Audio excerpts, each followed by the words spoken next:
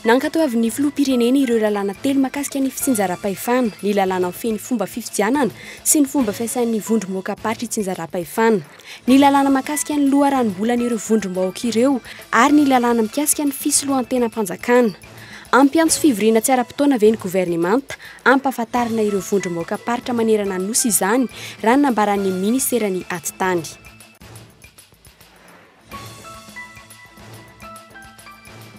Tsy hita pesipesena ny harena eto Madagasikara, tsy atonina boky anjato na anarivony izany fa samy manana ny mampiavaka azy ny faritra tsirairay. Efa ampelantanana ankehitriny antotan-kevitra momba n'ireo harena ireo isaky ny faritra tsirairay ka hanamora ny hetsika fampandrosoana ho tanterahana izany ary hanamora ihany koa ny famolavolana ny lalàna hifanaraka amin'ny fitrandrana izany. Natolotra tamin'ny fomba ofisialy androany ny monografia régionale izay mamaritra izany.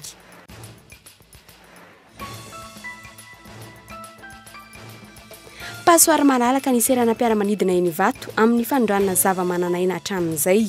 Tsy noho ny fahaiza-mitilena ny toerana no nahitana ireo sokatra sarina hatramin'izay fa noho ny fanomezam-baovao avy amin'ny olon-tsotra raha ny fanadihadiana natao androany. Vokatra izany, mitady kanera vaovao ny tompony andraikitra, tsy mbola fantatra ny hoe raha oviana izany no azo ampiasaina. Misy akony amin'ny famatsin-drano ny jirama, ny fahatapahan'ny jiro ara-toekarena, manampy izany tsy fampian'ny ranon'orana ka mila tsy maharaka amin'ny famatsiana rano intsony ny jirama. Etsy ankilany, manomboka miroa maraina ny filarana rano eny amin'ny popony fokontany ary ny hariva no efa milatra ny bidon mavo. Any ivelany, teratany Espaniola mitsabo mpanampy iray nanara-maso ny fahasalaman'ireo olona voan'ny Ebola avy aty Afrika andrefana no nifindran'ny tsimon-karetana atao amin'ny hopitaly iray tao Madrid. Hopitaly izay nilaza ho nanaja ny fenitra rehetra takian'ny firenena mikambana mian'ny fahasalamana. Ny andindinin'izay avy hatrany.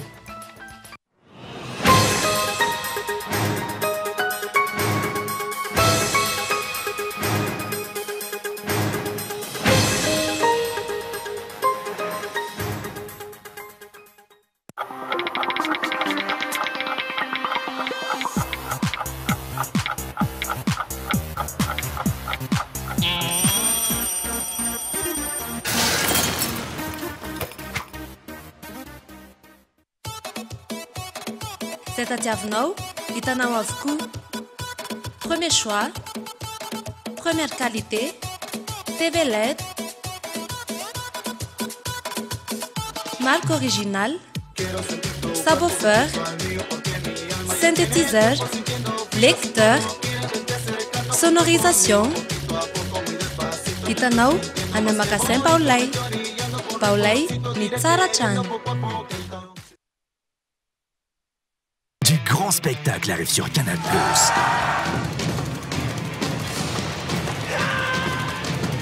Le voilà!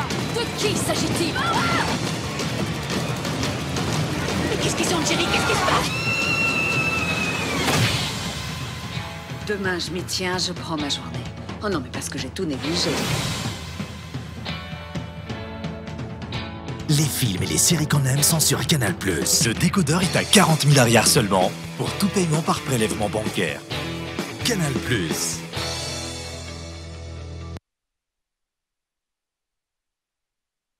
Amin'izao fidiran'ny mpianatra izao, misy tia kokoa miaraka amin'ny chaîne. Ny 5 septambra hatramin'ny 14 oktobra, tonga vaingana makasolo kely amin'ny station Shell. Raha mividy 5 alina na mihoatra, dia mahazo kit scolaire iray sy tapakila fandraisana anjara amin'ny tombola izay mety ahazona tao am-pianarana maimaimpoana ho an'ny zanakao. Isan'andro, mahazo tapakila andraisana anjara amin'ny tombola ahazona tao am-pianarana maimaimpoana ho an'ny zanakao. Isaky ny asabotsy, mahery ny arivo ny kit scolaire ho zaraina.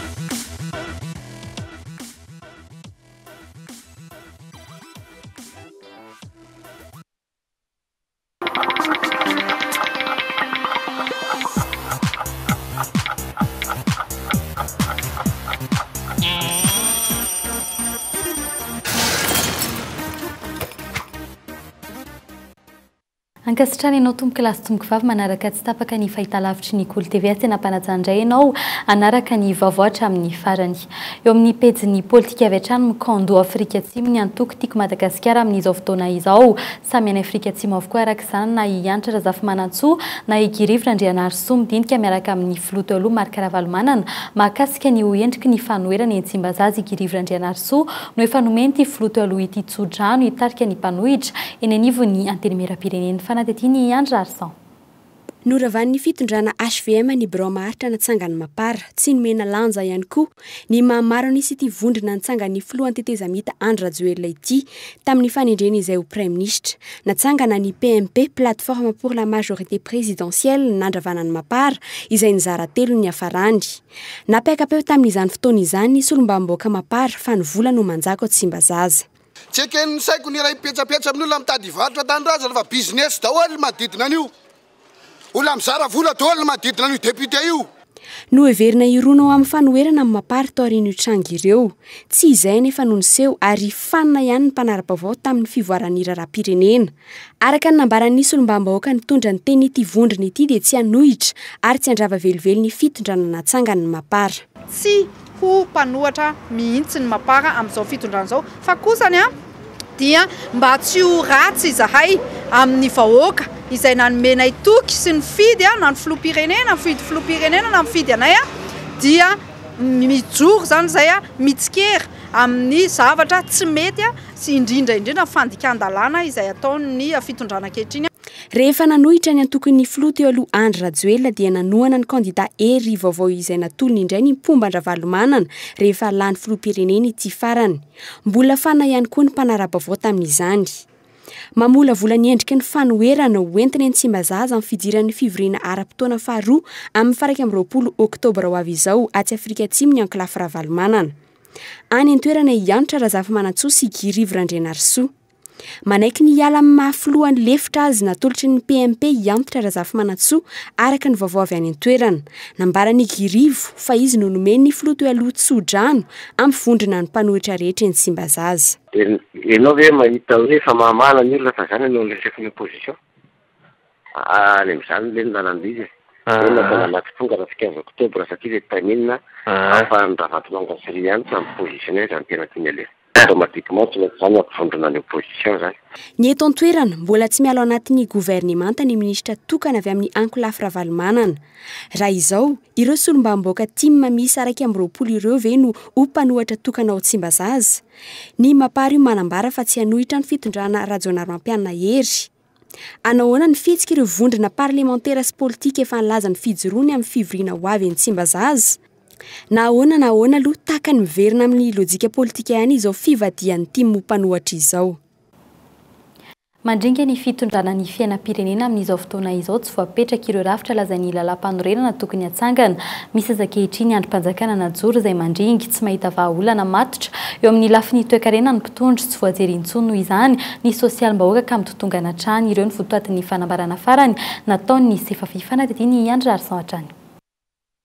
Inefatra tamin'ity taona 4.4 ity ny sefafi nanao fanambarana fanairana ny mpitondra kehitriny. Tsy mitompo teny fatratra akory ny sefafi raha nambaran'ny mpandrindrany taminay fa manao fanairana ny mpitondra trany.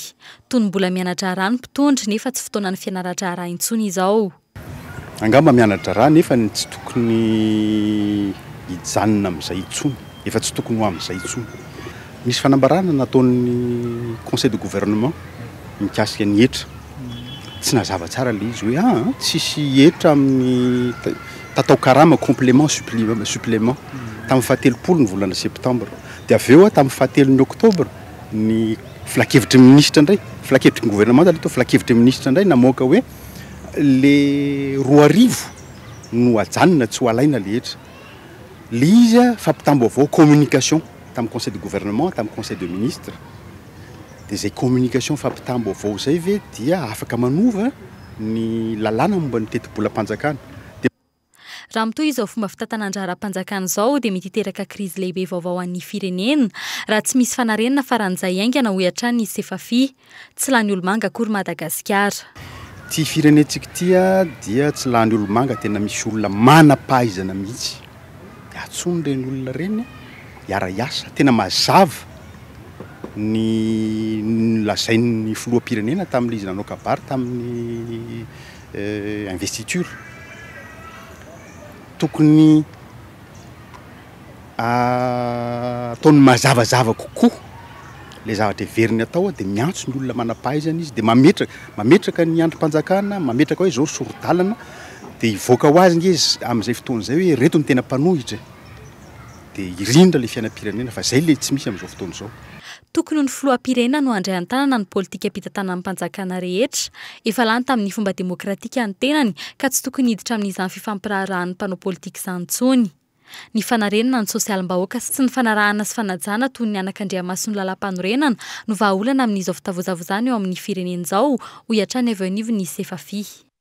Faraky ny fanarahinotana anatin'ireo lohatenim-baovao nankatoavin'ny filoham-pirenena Razanarmampianina ireo lalana telo mahakasika ny fitsinjaram-pahefan'ny alakamisy farany teo navoaka ny zoma farany teo tamin'ny gazety mpanjakana ireo lalana ireo mba hampanan-kery azy maika ao amin'ny fampiarana ny fitsinjaram-pahefana ny mpitondra ankehitriny arak'izany ampiatso fivoriana tsy ara-potoana ny Entsimbazaza ny governemanta raha tsy misy ny fiovana amin'ny ora farany andaniny ireo volavolan-dalàna sy rizaten-dalàna ahafana mantanteraka ny fifidianana kominaly fifidiana izay tsy ho tanteraka amin'ity taona 2024 ity intsony Andry Larson hatrany.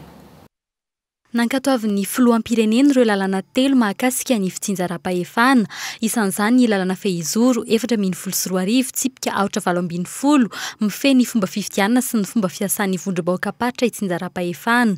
Ny lalana 2024 tsipika 420 mahakasika ny loharanom-bolan'ireo vondrom-bahoaka ireo ary ny lalana 2024 tsipika 420 mahakasika ny fisolotenam-panjakana. Efa navoaka tamin'ny gazety mpanjakana alarina manokana ny zoma fahatelo Oktobra farany teo ireo lalana ireo anankery eto amin'ny tanin'ny Repoblikan'i Madagasikara. Miazakazaka ny fitondram-panjakana amin'ny fametrahana ny fitsinjaram-pahefana eto Madagasikara. Antsoina hivory tsy ara-potoana manoloan'izany ireo solombavambahoaka andany ilay volavolan-dalàna mahakasika ny sata manokana ifehezana ireo komina telo toa an'Antananarivo renivohitra ny famerina ny isan'ireo komina vaovao ary ny fomba natanterahana ny fifidianana kominaly. Raha isy fivoriana tsy ara-potoana io dia andany hatrany amin'ny 590 tapitrisa ariary ny fanjakana tanterahana izany. Hatreto tsy nanamarina na ntsipaka io fiantsona fivoriana tsy ara-potoana io ny ministeran'ny ati-tany sy ny fitsinjaram-pahefana saingy nanambara kosa ny sekretera jeneralin'ity ministera ity fa haparitaka manerana nosy ireo tompona andraikitra ao aminy ampahafantatra sy hanoro ireo vondrom-bahoaka-paritra rehetra ireto lalana telo vaovao ireto. Hiparitaka ireo tompona andraikitra tale sy tale jeneraly eto anivon'ny ministeran'ny ati-tany sy ny fitsinjaram-pahefana anerana ny faritra 2020 eto Madagasikara hanazava sy hanaparitaka ary hampahafantatra ny tena voalaza n'ireo lalàna telo vaovao ireo satria tsara ny mahafantatra fa dia betsaka ny zavatra tokony hiova miainga avy amin'ny famoahan'ny filohan'ny Repoblika anakery an'ireo lalàna ireo. Mihevitra kosa nefa ny filohan'ny antenimieram-pirenena fa ilaina ny fantanterahana ny fivoriana tsy ara-potoana io satria efa hiatomboka ny fivoriana ara-potoana faharoa ny antenimieram-pirenena. Nefa raha antsony izay dia vonona ny hiatrika izany. Ho amin'ny fotoana fivoriana ara-dalàna izany no ara-potoana fiatretana azy raha tsy hoe misy antony manokana eo amin'ny raharam-pirenena tokony ilana an'izany ka hiantsona ny session extraordinaire zay be zavatra mbola mitombona ve ny antsona session extraordinaire amin'izao hoe amin'ny 15 fivoriana tsy fantatro iny aikina amin'izareo karatanteraka fa zay manko dia antsonina zahay fa tsy hoe zahay no mangataka. Mampametra-panontaniana ny mpanara-baovao maro ny antony mamaky amin'ny fitondram-panjakana amin'ny andaniny Entsimbazaza faran'izay aingana ireo lalàna sy rinjaten-dalàna mahakasika ny fitsinjaram-pahefana eto amintsika. Na inona miana ho raitsy sy ny tsy hototosa amin'ity taon'ity ny fifidianana kominaly raha ny tety-andro navoaka ny senita inona loatra ary ny ao ambadika izao fandaniam-bola ataon'ny fanjakana izao amiana tokoa ve ny lalàna amin'ny feno fitsinjaram-pahefana mitaha amin'ireo olana maro ilana vahaolana aingana avy amin'ny fitondram-panjakana. Fa hivadika lafim-baovao hafa tanteraka kosa indray isika mbola misy ny fahatapahan-jiro eto an-drenivohitra sy ny manodidina malon'izany laza ny fa tsy manan'olana amin'ny fantanterahana ny audit ny orinasa Total iray amin'ireo mpamatsy solika ny orinasa Jirama amin'izao fotoana izao tsy misy olana amin'ny famatsiana solika ny orinasa Jirama raha nambara ny tale jeneraly ny Total fanatetiny. 4,4 miliara ariary ny trosany Jirama. tonga hatreto Antananarivo ny delestazy ara-toekarena. Vaolana ho an'ny volana oktobra ihany no mbola hita nanome vola 3 miliary ariary amana izany ihany ny ministeran'ny vola sy ny teti-bola ny 2 oktobra farany teo rehefa nanomboka niakatra ny feo teto Andrenivohitra. Mbola iverina ary mety hamafy ny delestazy ara-toekarena ny volana novambra raha tsy misy ny vaolana maharitra hita. Ny safidy ny andro ny vokatry ny fifampidinina amin'ireo orinasa mpamatsy solika izay mitohy ankehitriny ny tale jeneraly Jirama raha nanontaniana. Nilaza kosa ny tale jeneraly ny orinasa Total iray amin'ireo mpamatsy solika fa tsy tokony hisy olana ho an'ny Jirama ny resaka solika. Écoutez, l'approvisionnement de la Jirama, il est couvert par plusieurs fournisseurs. Ny famatsiana solika ny Jirama dia ataon'ny orinasa maro, tsy misy olana. Ny alakamisy teo no tonga ny samby farany, ary efa miakatra miazo an'Antananarivo izany ankehitriny. Noho izany, tsy misy olana ny famatsiana solika ho an'ny Jirama. Carburant, il n'y a pas de problème. Voatontonona ho manao tsindry aloka amin'ny fanjakana ny sasany amin'ireo opérateur mandra ranony solika noho ny fisian'ny fifanarana izay niteraka tombontsoa be ho azy ireo. Tsy manana olana amin'ny hirosona amin'izany kosa ny orinasa Total Madagasikara izay isan'ny miantoka betsaka ny solika ampihodinan'ireo milina mamokatra herinaratra ho an'Antananarivo sy ny manodidina. De l'audit de la Jirama, je pense que toute société, je vais dire... Heveriko fa ny orinasa rehetra dia mila manao audit avokoa, ohatra ny Total dia niatrika audit maromaro tamin'ity taona ity. Heveriko fa lojika ny fanatanterahana izany ho an'ny orinasa iray ara-dalàna ao amin'ny firenena iray. Parcours normal d'une société économique et qui opère dans un pays. Ny votoatin'ny fifanarahana ara-bola nosoniavana teo ministeran'ny vola sy ny teti-bola tamin'ireo orinasa mpamatsy solika no isany tsy maintsy hotsikafina amin'ny audit io, ankoatra ny fijerena akaiky ny fomba nitantan'ity orinasa ity izay mibabitrosa 10 taona izao. Nantery ny ministry ny angovo fa tsy maintsy fitaina mialohan'ny faran'ity taon'ity audit io. Mikasika an'ilay hoe audit na ny fandiniana an'ireo fifanarana misy amin'ireo mpamatsy herinaratra androany miaraka amin'ny Jirama dia io ao anatin'ilay iarahantsika fanampiana ataon'ny banky iraisam-pirenena dia hanomboka azy tsika izao hoe inona marina moa zavatra misy anatin'ireo fifanarana nanaovantsika sonia miaraka tamin'ireo mpamatsy solika ireo hidirantsika eo. Izany hoe hidirana alohan'ny farantaona? Tsy maintsy ataontsika alohan'ny farantaona tompoko. Fa isan'ny masoany ihany koa ny fitadiavana vahaolana maharitra. Efa nahazo ny fahatokisan'ny mpamatsy vola sy ny mpiara-mombona antoka toy ny vondrona Europeana ary ny banky iraisam-pirenena amin'ny ministeran'ny angovo ankehitriny amin'ireo tetikasa maro samihafa lavitrezaka izay mila atomboka dieny izao toy ny fametrahana ny groupe hafa efatra ao an-dekaleka sy ny fandrafetan'ireo tetikasa momba n'ireo riandrany valo amin'ny karana herinaratra eto Madagasikara. Vaovao mahakasika ireo harem-pirenena kosa ny tsy fampin'ny fitaovana fanaraha-maso ny entana mivoaka eto Madagasikara no mampitombo isan'ny fandrana tsokitsoko ireo biby ahina ho lany tamingana. Ny taona 13 hatramin'ny taona 14 natratra 500 ireo sokatra tany ivelany fampitam-baovao avy amin'ny olon-tsotra avokoa ny 700 fahatrarany ireo biby ireo eny amin'ny seranina sy any ivelany. Nisy arak'izany loparendasy nataon'ireo tompona andraikitra mivantana voakasika ny fiarovana ireo arena rabojana ireo teny Ivato fanadediny. Azo kanera vaovao ny etsy Ivato, malaza ratsy ho pasoara malalaka ny seranam-piaramanidina malagasy ka antony ny tadiavana hevitra izany. Ireo biby mananaina no isan'ny tena lazibatra, teratany indiana, egyptiana, komoriana ary teratany malagasy no efa tratra teny Ivato tamin'ity taona ity. Mandritra ny taona 13 ka hatramin'ny 14 fotsiny dia efa mahery ny 500 ny sokatra tratra tany ivelany. Tany ivelany zany hoe ny voaka ny mety hoe serana mpiara-manidintsika fa nefa koa mety ny serana tsampontsika. Ny tratra teto atoerana moa efa tsy resahana tsony fa voafarany teo tsika nahitana fa ny sokatra 500 indray tratra tety Ivato. Ny vohitra nandritra ny fiaraha-midinika nataon'ireo tompona andraikitra ireo ny fanamafisana ny fiaraha-miasa sy ny fanatsarana ireo fitaovana hoentina mitily ireo entana mivoaka ny seranana. Hisy araka izany fiaraha-miasa amin'ny any ivelany ahafahana manana fitaovana manokana.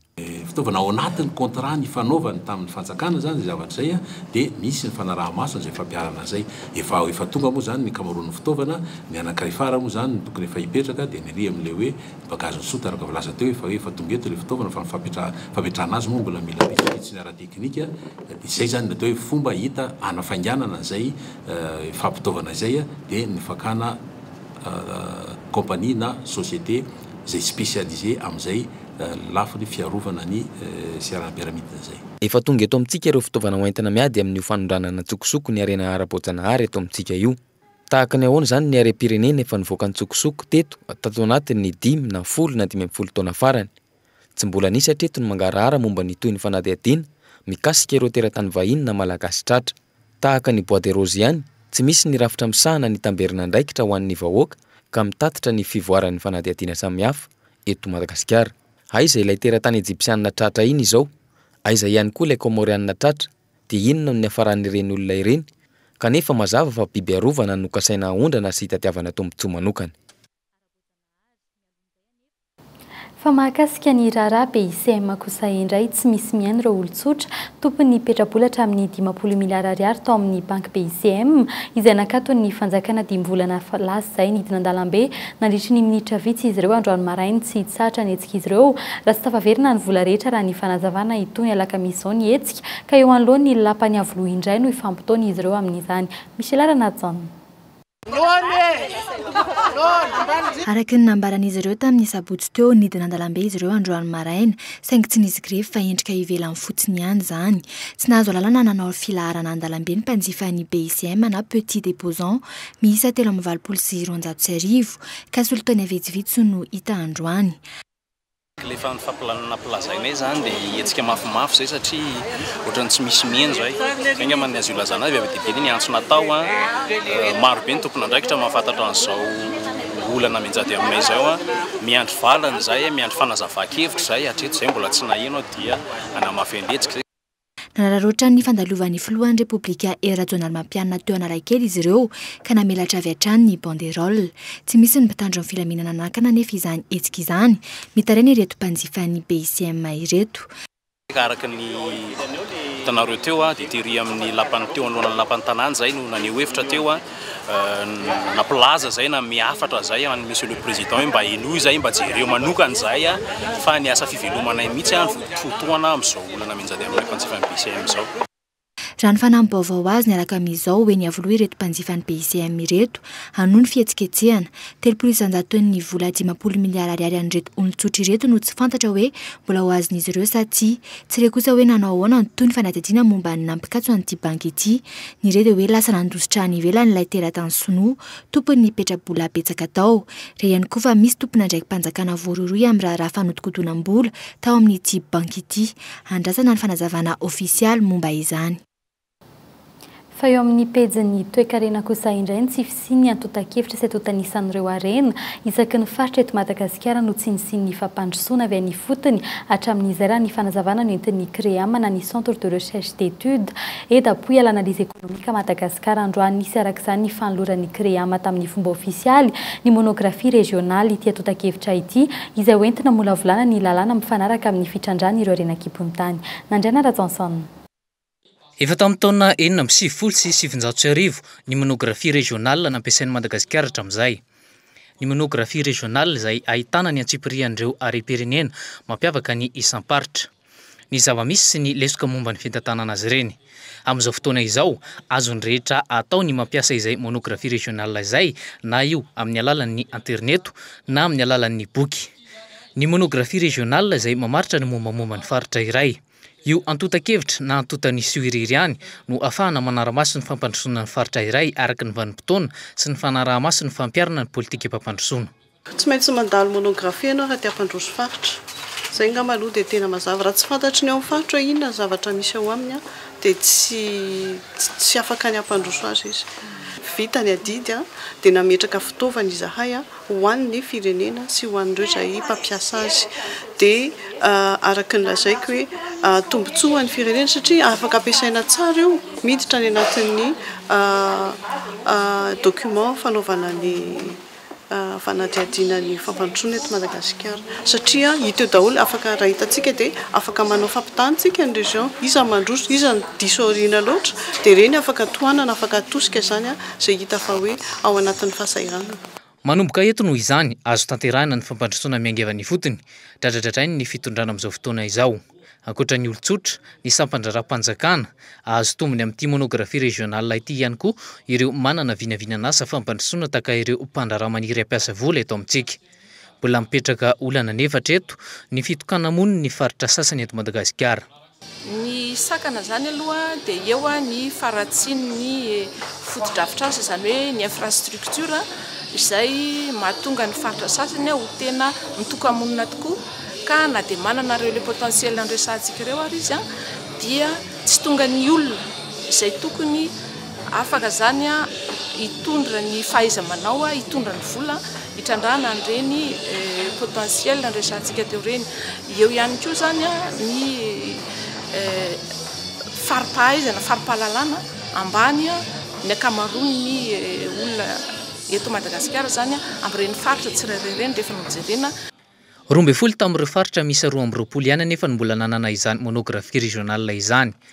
Tsy ampy ny volana molavolana izany ny ministeran'ny toe-karena, ny CREAM, ny INSTAT no niara nisalata amin'ny fanaovana ity monographie régionale taona 2024 ity ary ny tetikasa PGTI no nanohana arabola. Efa nanomboka tamin'ny taona 2024 izany. Amin'ity volana ity, isan'ny fampiarana teknika ireo ratsa mangaika ny ministeran'ny toe-karena isaky ny faritra amin'ny fijerena ity antotanisa sy antotan-kevitra ity. Fa eo amin'ny pejy ny fampianarana kosa indray tsy nandray anjara tamin'ny fandrafetana ny programa mpianarana hatramin'izay ny sehatra tsy miankina amin'ny fanjakana Anton tsy hitoviny ny rafim-piampianarana amin'ity fikoanando nasionaly izay ho tanterahana rapitso ity tsy fantatra hatreto nahazo fanasana ny sekoly tsy miankina na tsy misy ny fampahafantarana ofisialy hatreto samy may amin'ny tombony ho azy ireo syndika izay fantatra fa ho maro anisa hanatrika izany. Nandraina Ratanson.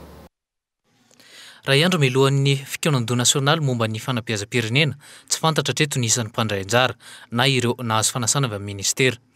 Tsy lentsofina no nahafantarana fa misy hatrany amin'ny 2000 hoany ireo mpandray anjara andrasan'ny ministera.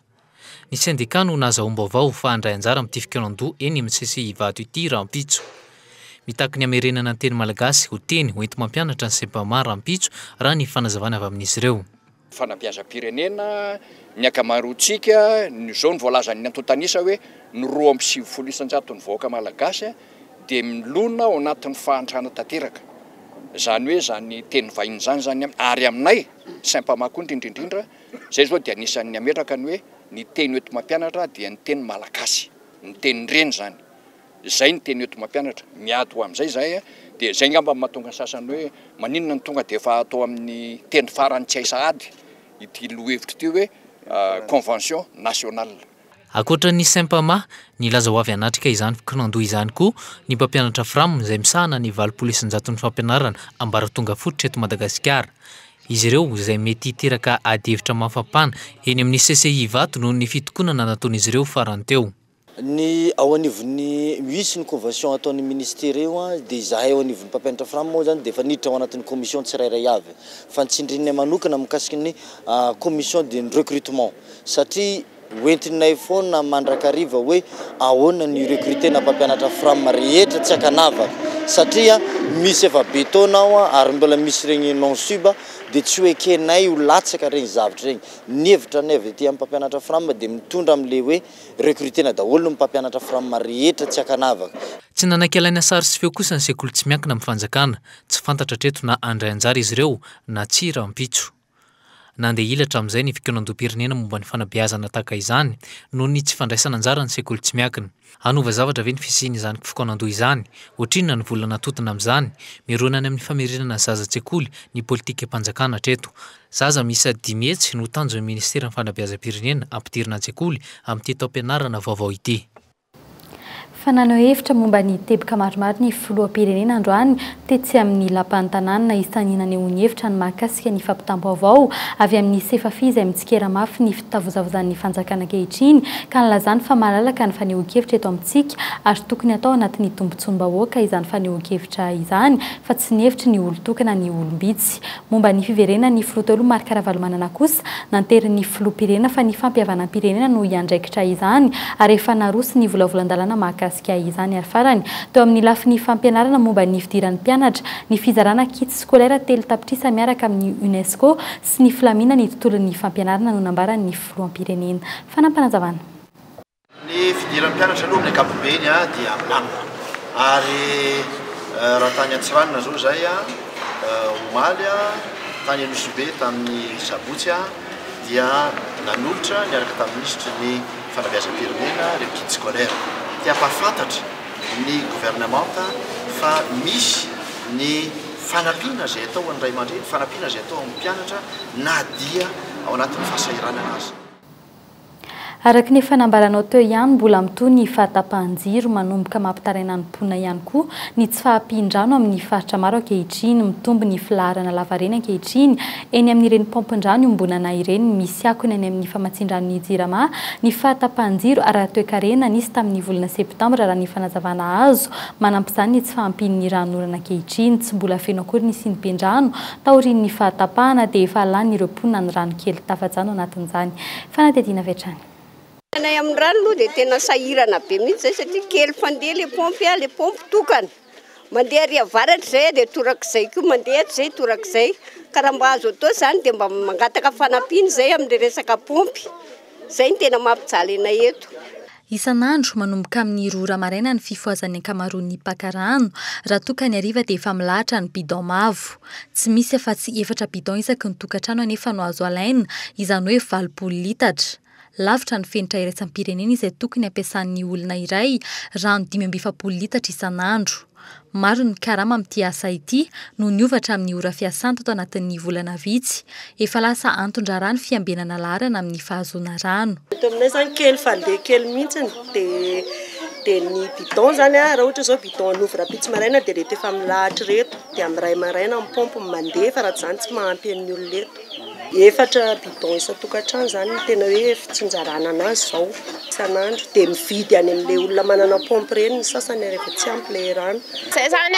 matsaka ran'olona ny asanay dia manasa lamba dia vao maraina be zay dia mifoha amin'ny roa fa raha tsy zany tsy mahazo tsy mahita karama raha natona ny teo anivon'ny Jirama kosa izay dia nanazava izy ireo fa isan'ny antony tsy fahampin-drano eto Antananarivo ihany koa ny fiakaran'ny hafanana be noho io antony io miakatra ny filàna eo amin'ny rano ka tsy maraka intsony ny famatsian'ny Jirama raha toa mantsika 9 sy 1 metatra toratelo isan'andro ny fandanian-drano eto Antananarivo rehefa amin'ny vaninandro hafa dia tafakatra 7 sy 1 metatra toratelo izany amin'izao vanim-potoana mafana izao fatra izay efa mila tsy ho araka ny famatsian'ny Jirama intsony misy tokoa zany ny fikotana ny famatsiana rano zany eto amin'ny tanàna Antananarivo sy ny faritra manodidina Antananarivo ny antony dia iarahantsika malala fa miditra amin'ny vanim-potoana ny maintany zany tsika izao amin'izao fotoana izao ka dia miakatra ny fantsifana rano ny vahaolana moa zany hatreto moa zany ny hafanana miakatra fa mba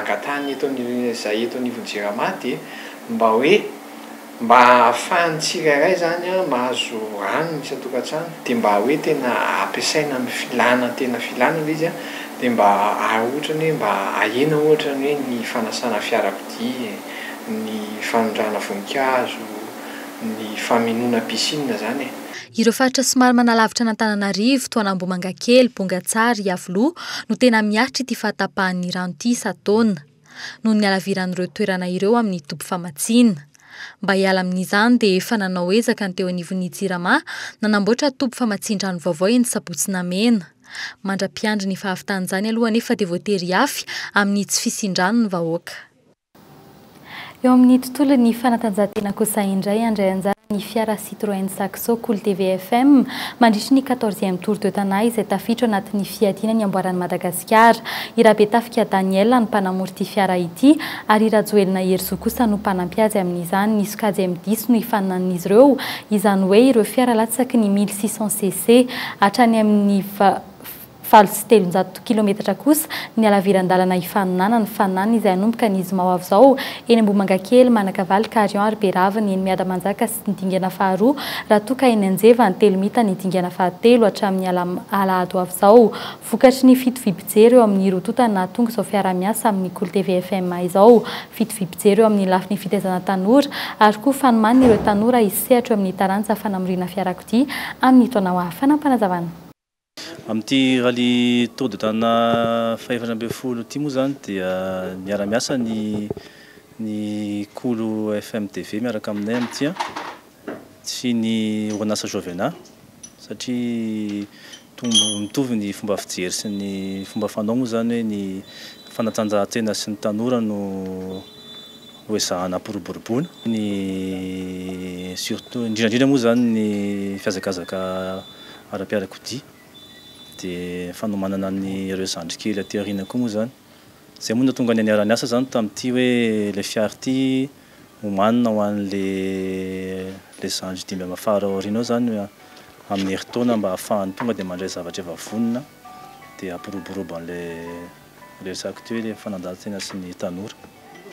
Farany anivelany samba no nisy famandrana ny aretina Ebola tamin'ny firenena hafa ankoatra ny Afrika. Teratany Espaniola iray mpitsabo mpanampy no nahazo ny tsimikaretina vokatry ny fifampikasoana tamin'ireo marary ny voany ity aretina ity avy atsy Afrika Atsimo. Ireto farany moa izay tsy natohitra ny aretina ka efa namony ainy mampametra-pandanina araka izany ny fioman'ireo hôpitaly européana amin'ny fiatrena nyity aretina Ebola ity fanadidina teo amin'ny sariny France 24.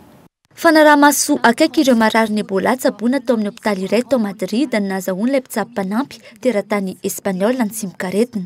Hatramin'ny hafantarana fa voantazy Ebola ity vehivavy ity dia nandraisan'ny fitondram-panjakana fanapahan-kevitra manokana ary natoka-monina mba handray fitsaboana ihany koa. Ity no trangana famindrana virus Ebola voalohany tany amin'ny firenena tsy afrikanina. Tsy nisy mono vaovao nivoaka mombamomba ity mpitsabo mpanampy ity. Raha ny fanazavana voaray ny 30 septambra izy no nanomboka narary saingy ny alahady 10 oktobra izy vao nanantona mpitsabo taoriny ny fialan-tsasatra nataony.